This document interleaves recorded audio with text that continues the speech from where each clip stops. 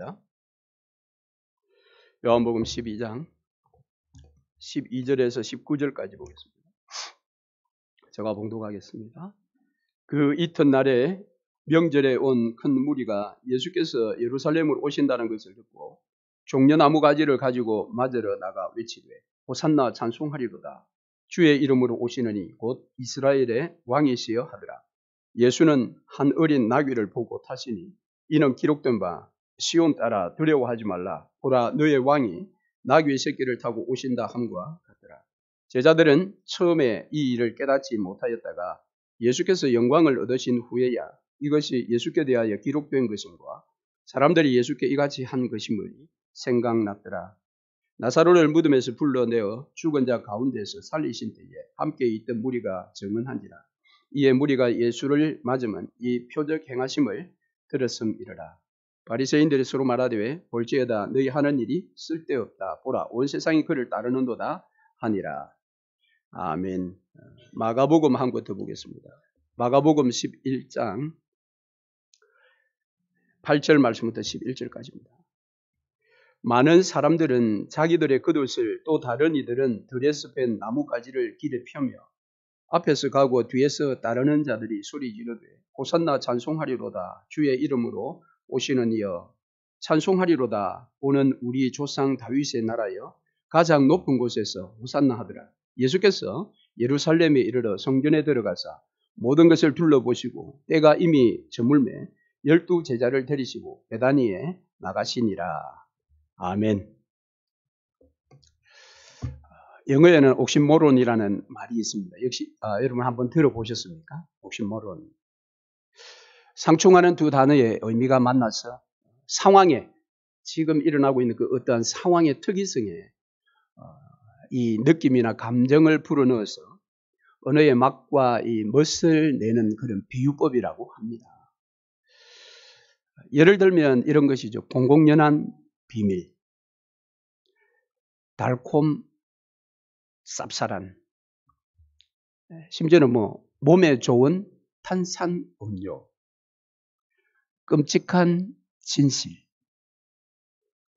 작은 거인, 군중 속의 고독, 이런 정말 다른 두 단어의 의미가 모여서 지금 현재의 상황을 거기에 감정과 느낌을 가득 담아가지고 아주 맛깔스럽게 만드는 표현, 그것을 바로 옥시모론이라고 그렇게 이야기한다고 합니다. 오늘 우리가 읽은 두 본문을 제가 이 옥시모론이라는 비유법으로 한번 정리를 해보았어요. 어떻게 정리가 되었을까요? 사망을 사망시키기 위한 예루살렘 성의 입성, 저는 그렇게 한번 정리를 해보았습니다. 사망을 사망시키기 위한 입성. 33년에 예수님의 생애는 사복음서에 다 기록되어 있어요. 그런데 이 사복음서의 약 30% 정도가 예수님의 이 고난주간의 내용입니다. 굉장히 많은 분량이지요. 왜 이렇게 분량이 많을까요? 그것은 예수 그리스도께서 성육신 하신 목적이 바로 이 십자가를 지시고 저와 여러분의 억만 죄악을 구원해 주시기 위한 목적이 거기에 있기 때문에 이 사복음서 기자들이 예수님의 고난 그리고 그 고난 주간 7일 동안의 행적에 주목하는 것은 당연한 것이다. 그렇게 말할 수 있습니다. 그래서 오늘 우리가 종려주일 고난 주간이 시작되는 이 주일에 예수께서 행하신 두 가지의 행적을 중심으로 말씀의 교훈을 함께 나누어 보고자 합니다. 먼저 예수님의 예루살렘 성 입성입니다. 예루살렘 성의 입성은 우리가 이미 우리 머릿속에 다 장면이 들어와 있지요. 이스라엘의 백성들이 종려나무 가지를 들고 환호를 하며 예수님을 맞았다고 합니다. 이 종려나무, 이 나무의 그 뜻은 의, 또 아름다움, 또 승리, 그런 뜻이 있다고 합니다. 어쨌든 그런 의미에서의 종려가지를 흔들고 있었습니다. 그리고 그들이 외쳤습니다. 요한의 증거에 의하면 요한복음 우리가 읽은 말씀 12장 13절에 종려나무 가지를 가지고 맞으러 나가 외치되 호산나 찬송하리로다. 주의 이름으로 오시는 이 곧 이스라엘의 왕이시여. 이게 이제 호산나 외쳤다라는 말을 우리 다 알고 있습니다. 호산나 뜻이 무엇입니까? 주여 나를 구원하소서 라는 그런 뜻을 가지고 있습니다. 그래서 이 호산나라는 단어는 구약에 딱 한 번 나온다고 합니다. 시편 118편 25절 말씀에 여호와여 구하옵나니 이제 구원하소서. 참으로 놀라운 외침이죠. 그런데 문제는 그 뒤에 있는 외침입니다. 오늘 호산나 찬송하리로다. 주의 이름으로 오시는 이 곧 이스라엘의 왕이시여. 이스라엘의 왕이시여. 이 백성들은 이스라엘의 그런 구원자를 기다리고 있지 않았습니까? 정치적이고 경제적이고 군사적인 그런 왕, 그 왕의 메시아의 이름을 갖다 넣었어요. 그런 메시아. 그래서 그들의 조상 다윗이 만들었던 경제적으로 부유하고 군사적으로 강력한 제2의 다윗의 왕국을 그들이 꿈꾸었습니다.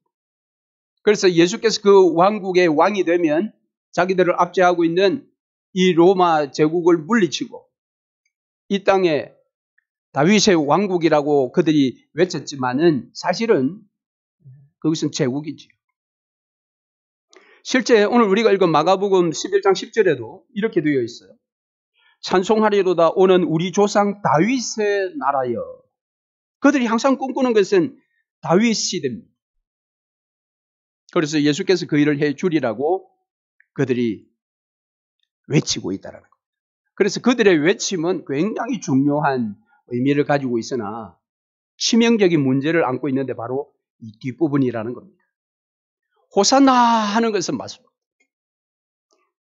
그런데 뒤에 요한은 이스라엘의 왕이시여.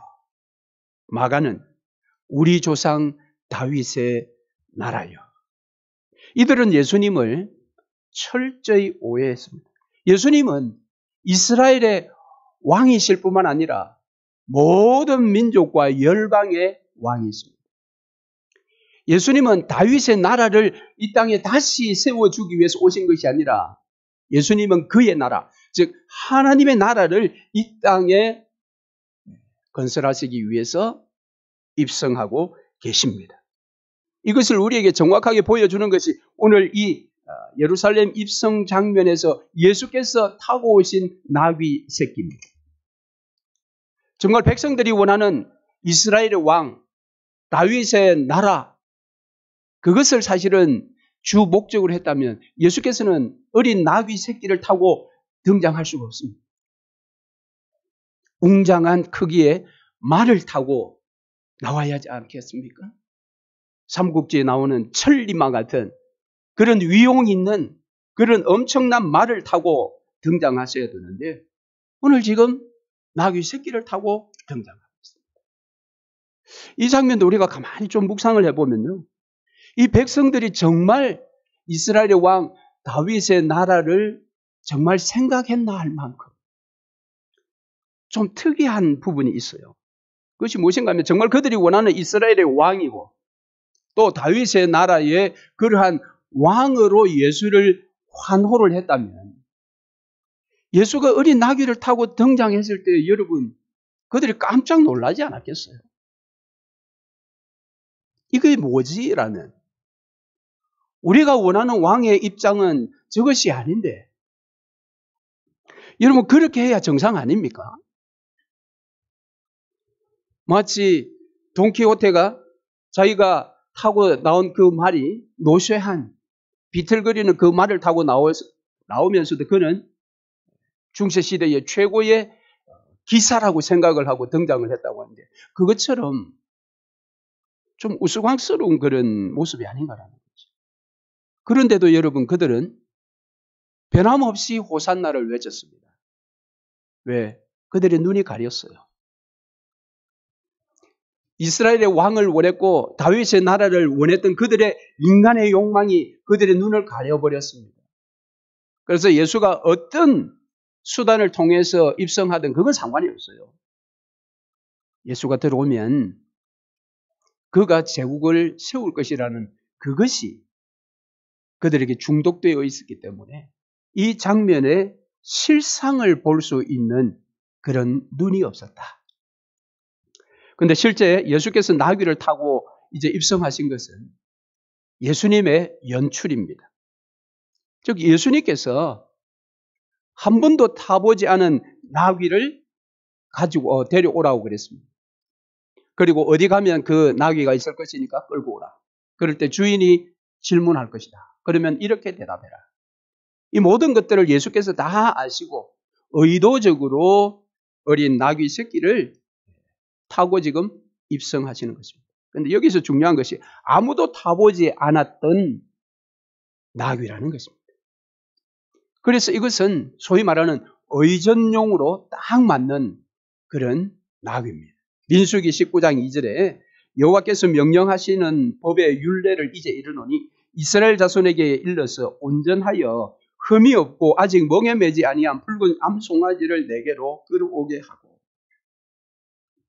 심지어는 예수께서 이 나귀 새끼를 타고 오신 것은 요한의 이 12장 14절 15절 말씀 보면 500년 전에 이 사실을 예언했던 스가랴의 이 예언을 인용하고 있습니다. 그러면서 이렇게 이야기합니다. 요한복음 12장 14절 예수는 한 어린 나귀를 만나서 타시니 이는 기록된 바 시온 따라 두려워 말라 보라 너의 왕이 나귀 새끼를 타고 오신다 함과 같더라. 이미 500년 전에 예언했던 스가랴 예언의 성취다.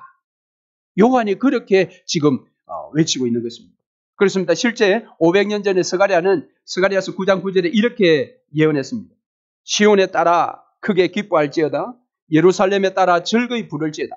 보라 내 왕이 내게 임하시나니 그는 공의로우시며 구원을 베푸시며 겸손하여서 나귀를 타시나니 나귀의 작은 것 곧 나귀 새끼니라. 이건 말씀의 성취입니다. 예수께서 이 말씀을 의도적으로 성취하셨습니다. 왜? 여기서 시온의 딸과 예루살렘의 딸들이 기뻐하고 즐거워할 진정한 메시아, 만왕의 왕이 당신이시니까 당신 스스로 왕의 행진을 지금 하신 것입니다. 그런데 이 사실을 이 군중들도 몰랐을 뿐만 아니라 제자들도 몰랐다고 합니다. 요한복음 12장 16절 오늘 우리가 본 본문의 말씀에 제자들은 처음에 이 일을 깨닫지 못하였다가 예수께서 영광을 얻으신 후에야 이것이 예수께 대하여 기록된 것임과 사람들이 예수께 이같이 한 것인 줄 생각났더라. 참 가슴 아픈 말씀 아닙니까? 제자들도 몰랐어요. 예수께서 왜 나귀를 타고 들어오셨는지. 예수님은 시온의 딸들이 크게 기뻐할 왕이십니다. 예루살렘의 딸들이 즐거이 부를 메시아이십니다. 그분은 지금 왕으로 입장하시되 백성들이 원하는 무기, 칼, 어떤 세상의 힘을 가지고 등장하신 왕이 아니십니다. 그분은 겸손의 모습으로 평화의 왕으로 하나님 나라를 여실 메시아로 지금 입장하고 계십니다. 그러나 대적마귀가 죄악으로 왕노릇하는 당신의 백성들을 그 죄로부터 구원하시기 위해서 지금 십자가를 향해서 공식적으로 입장하고 계신 것입니다. 칼이 아니라 사랑으로 사망을 사망시키기 위해서 오늘 예루살렘 성에 입성하십니다. 예수님은 백성들이 원하는 나라, 다윗의 왕국을 재건하는 일에는 전혀 관심이 없었습니다. 그렇기 때문에 며칠 만에 변심하여 예수를 십자가에 못 박으라고 외치는 이 군중들의 환영 따위에는 개의치 않으셨습니다. 그분은 당당히 나귀 새끼를 타고 입성하셨지만 세상 사람들의 눈에는 우스꽝스럽게 보일 수 있고 초라하게 보일 수 있으나 그분은 어떤 장군의 개선 행렬보다도 어떤 제국의 왕의 행진보다도 더 당당하고 더 강력한 행정과 입성을 하고 계십니다. 그래서 그분은 드디어 자신의 백성들을 죄로 억압하여 노예로 부리고 있는 이 악한 사단의 모든 괴계를 끝내실 것입니다. 나 자신도 어찌하지 못하는 나의 악한 습성과 나의 성품들, 그것들로부터 우리를 자유케 만드시기 위해서 이 땅의 평화의 왕으로 공개적으로 당당하게 나귀를 타시고 입성하고 계십니다. 그래서 그들이 진정 호산나라고 외쳤다면 그들의 뒷부분의 외침은 바뀌어야 했습니다. 찬송하리로다 오는 우리 조상 다윗의 나라여라고 외칠 것이 아니라 찬송하리로다 오는 우리 하나님의 나라여, 이스라엘의 왕이시여라고 외칠 것이 아니라 온 세상의 왕이시여라고 외쳐야 했었습니다.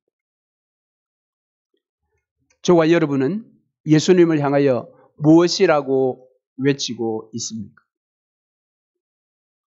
어쩌면 이스라엘 백성들은 나귀를 타는 것보다 말을 타는 데 더 관심이 많았을 것입니다. 그들의 문제의 외침은 바로 말을 타려고 하는 인간의 욕망입니다. 저와 여러분도 그렇지 않습니까? 세상에서 멋져 보이고 웅장한 말을 타려고 우리는 주께 이것저것 외치고 있지는 않습니까? 주님은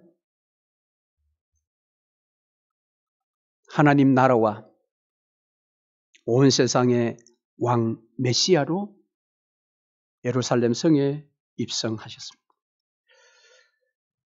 이제 예수께서 이 백성들의 환호를 뒤로 하고 곧장 가신 곳이 있는데 그것이 성전입니다. 마가복음 11장 11절 예수께서 예루살렘에 이르러 성전에 들어가 모든 것을 둘러보시고,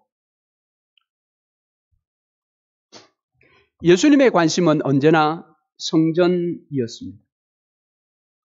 예수님께서 어린 시절 유대 소년들이 13세가 되면 이제 성인식을 가지게 되는데 그 성인식을 준비하기 위해서 예수님께서 12살 때 요셉과 마리아가 예수님을 데리고 예루살렘 성전에 갔어요. 그때 우리가 잘 아는 사건 하나를 기억하지 않습니까? 예수께서는 예루살렘에 함께 올라가셨을 때 그 성전에 가 계셨습니다. 그런데 요셉과 마리아는 그 일행에 같이 예수가 있는 줄 알고 그저 고향으로 다시 갈릴리로 출발한 것입니다. 하루가 지나서야 예수께서 없는 것을 발견하고 도로 예루살렘으로 갔습니다. 어디에서 예수님을 만났습니까? 예루살렘 성전이었습니다. 누가복음 2장 41절 이하의 말씀에 보면 이런 말씀이 있습니다.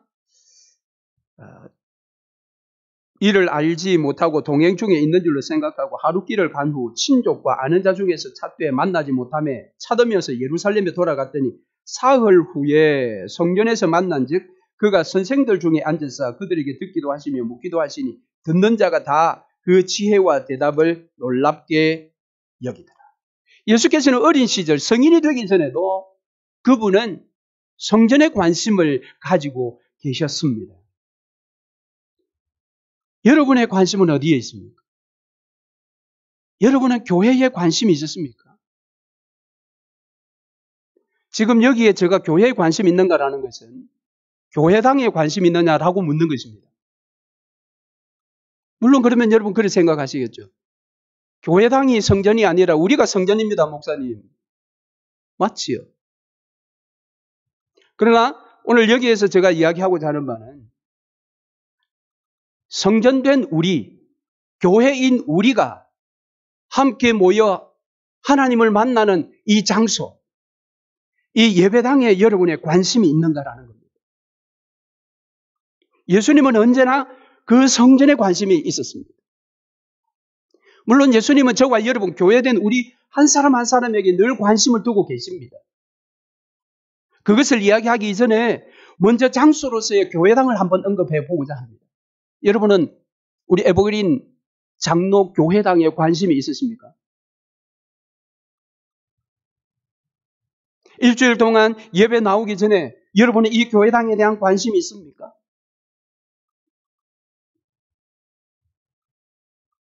오늘날 사람들은 교회당에 관심이 없어요. 그래서 예배 나올 때도 아무 생각 없이 옵니다. 이건 우리가 한번 생각해 볼 문제입니다. 우리가 하나님을 만나는 장소입니다. 하나님께서 임하시는 장소입니다. 여러분, 귀하신 분이 여러분의 가정에 방문한다고 하면 여러분은 여러분 가정을 평상시에 널브러진 상태 그대로 두고 있습니까? 깨끗하게 정리하지 않습니까? 그런데 하나님께서 정하신 시간에 이곳에 찾아오신다라는 것을 우리가 알고 고백하는데 이 교회당에 대한 관심이 있는가라는 거죠. 교회당 안과 교회당 바깥에 여러분 관심이 있습니다. 파킹낫에 무엇이 널브러져 있는지 여러분 관심이 있습니까? 화장실 상태가 어떤지 여러분 관심이 있습니까? 그러면서 하나님 사랑한다고요? 그러면서 하나님 앞에 예배한다고요? 여러분, 예배는 설교 듣는 시간 아닙니다. 하나님 앞에 예배하는 겁니다. 여러분들이 만인 제사장이라고 하잖아요. 여러분이 예배자입니다. 여러분이 예배자인데 여러분이 예배할 이 장소에 대해서 관심 없이 그저 아무 생각 없이 11시 와서 예배를 드리고 9시 와서 예배를 드린다면 여러분이 예배자가 맞느냐라는 겁니다. 내가 개인적으로 하나님 앞에 예배자라면 적어도 내가 예배할 장소는 내가 살펴봐야 되지 않겠습니까? 예수께서는 지금 성전에 오셔서 모든 것을 살펴보셨다. 둘러보셨다.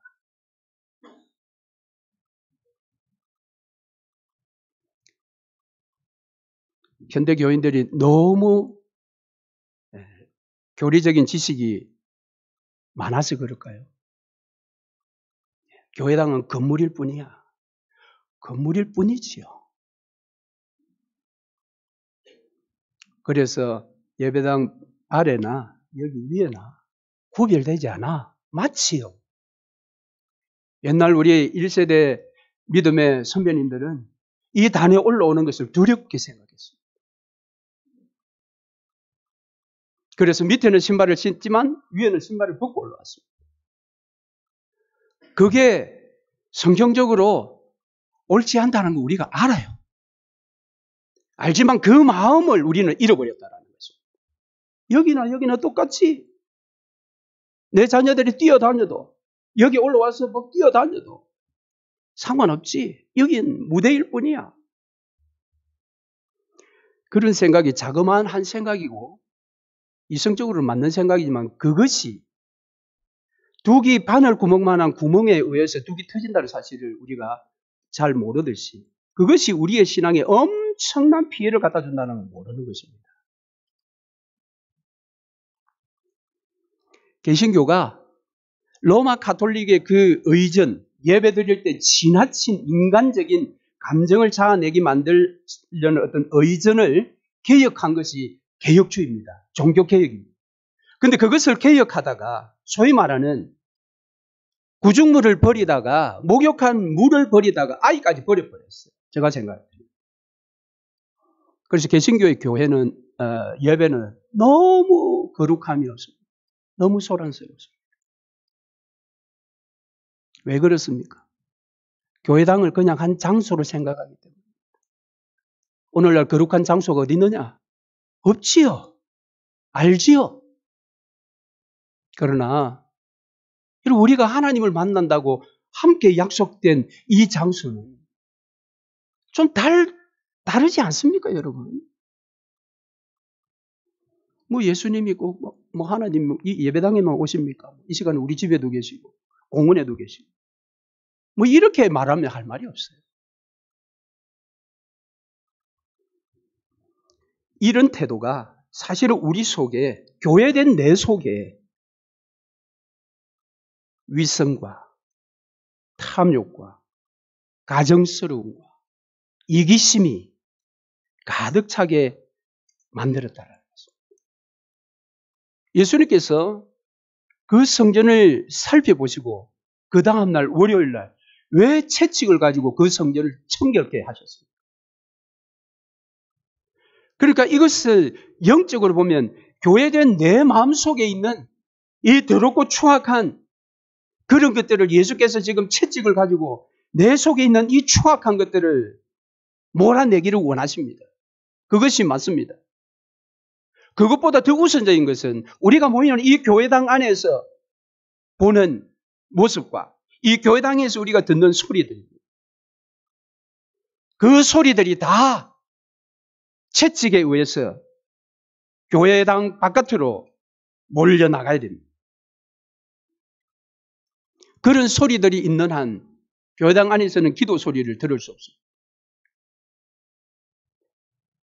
여러분, 오늘날 교회당 안에서 이런 소리들이 우리를 얼마나 듣습니까? 왜 교회당 안에서 기도 소리가 점점 줄어가고 있습니까? 주님은 오늘 이 에버그린 장로 교회당이라는 이곳에 매주일 임하셔서 이 교회당을 살펴보십니다. 뿐만 아니라 교회된 저와 여러분의 이 영혼 속을 예수께서는 살펴보십니다. 그렇다면 주께서 우리 에버그린 장로교회를 통해 듣고자 하시는 소리는 무슨 소리일까요? 그래서 저는 느헤미야 12장 43절을 우리 교회 비전으로 저렇게 세워두었습니다. 저 말씀 한번 읽어볼까요? 하나님이 즐거워하게 하심으로 모든 이들이 즐거워하는 소리가 온 누리에 퍼져나가는 교회. 느헤미야 12장 43절은 이렇게 이야기합니다. 이날에 무리가 큰 제사를 드리고 심히 즐거워하였으니 이는 하나님이 크게 즐거워하게 하셨습니다. 부녀와 어린아이도 즐거워하였으므로 예루살렘이 즐거워하는 소리가 멀리 들렸느니라.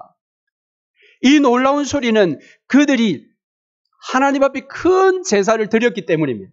그 말은 그들의 예배가 하나님 앞에 상달되었기 때문에 나타난 역사입니다. 부녀와 어린아이도 즐거워하는 소리. 우리 교회에서부터 이런 소리가 바깥으로 흘러나가고 있습니까?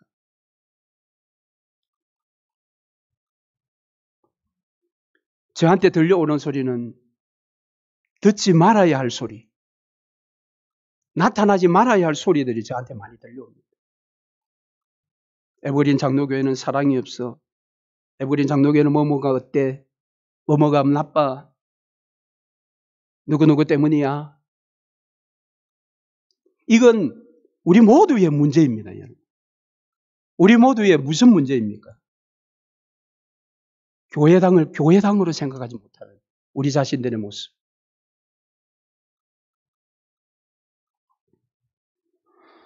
우리 교회에서 사라져야 할 소리는 여러분 무엇이라고 생각하십니까? 여러분 한번 생각해 보십시오. 교회 비전의 말씀을 매주 보면서 예배당에 들어와서 보면서 우리에게 왜 마땅히 들려야 할 소리가 들리지 않고 듣지 말아야 할 그런 엄청난 소리들이 많은가? 누구 때문이라고 그 원인자를 찾기 전에 우리 자신들을 먼저 돌아보아야 되지 않겠어요?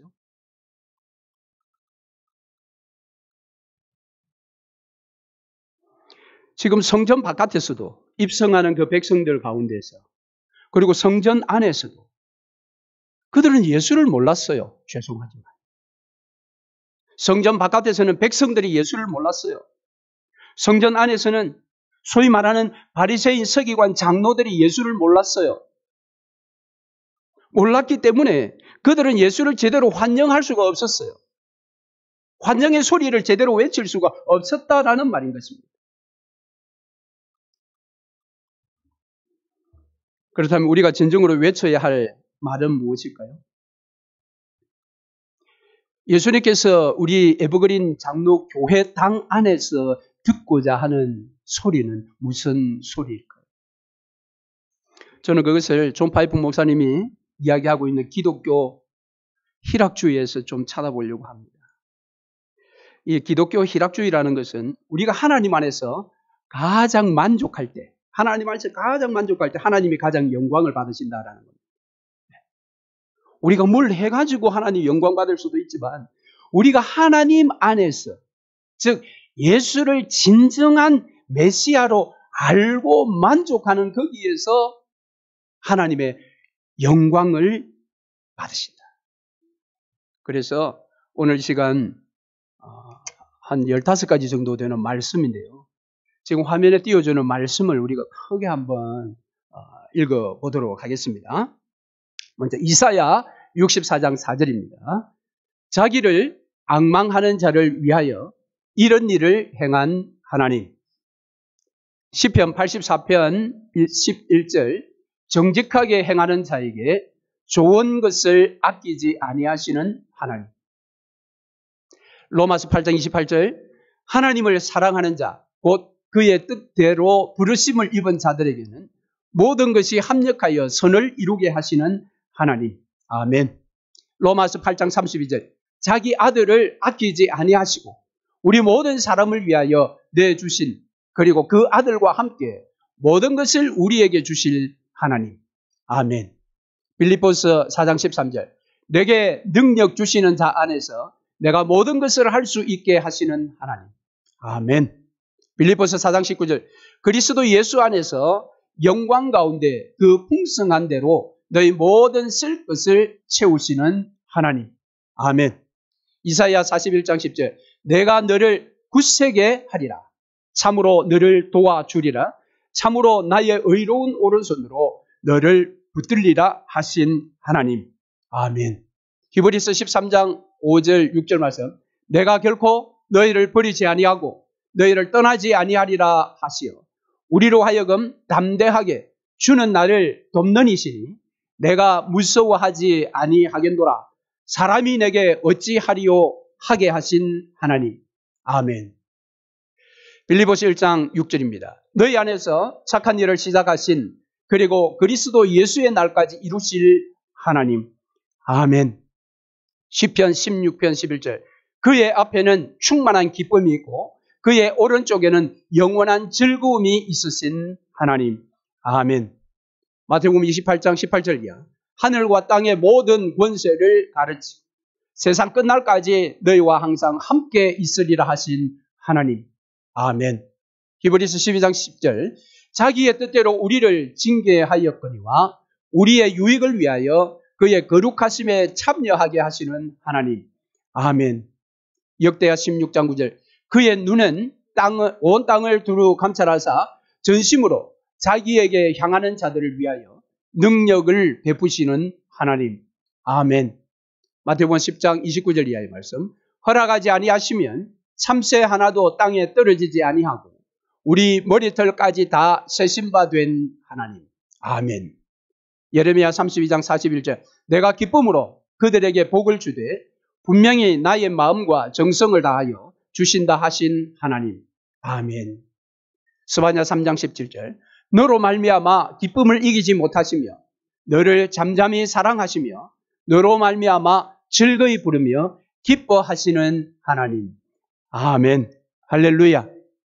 이 말씀을 주부에 기록해 놓았습니다. 여러분, 우리가 이와 같은 하나님을 교회당에서 고백하고 함께 나눌 때 하나님께서는 우리에게 엄청난 만족을 주실 것입니다. 그리고 당신은 그것으로 인하여 크신 영광을 받으실 것입니다. 마땅히 주께서 들어야 할 소리, 그 소리로 하나님께 영광을 돌리시는 고난주간 되시기를 주의 이름으로 축원합니다. 아멘. 우리 말씀을 기억하시며